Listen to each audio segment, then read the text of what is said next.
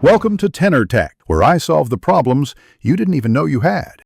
You begin by getting both devices ready and starting the move to iOS flow. On Android, open the Move to iOS app and tap Continue.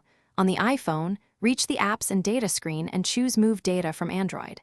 When the iPhone shows a numeric or QR code, enter it on Android so the secure peer-to-peer Wi-Fi link initiates.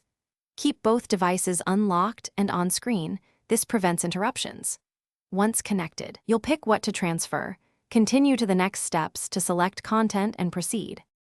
Once the devices communicate, you'll see a list of transferable items. Select contacts, messages, photos, videos, mail accounts, and calendars. You should also allow the app to copy any DRM-free media and files. Make sure Google Account Sync is off to avoid duplicates, and uninstall unused apps to reduce transfer time.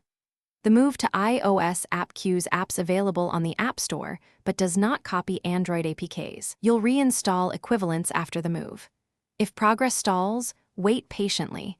Transfers can take from minutes to an hour depending on data size. After transfer finishes, you complete the iPhone setup by signing into your Apple ID and configuring Face ID or Touch ID.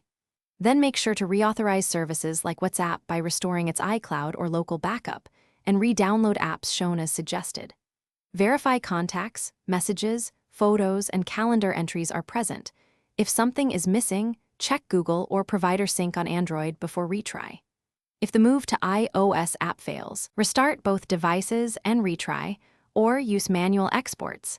This is the single most useful troubleshooting step. Thanks for watching. Subscribe to keep your life in tune.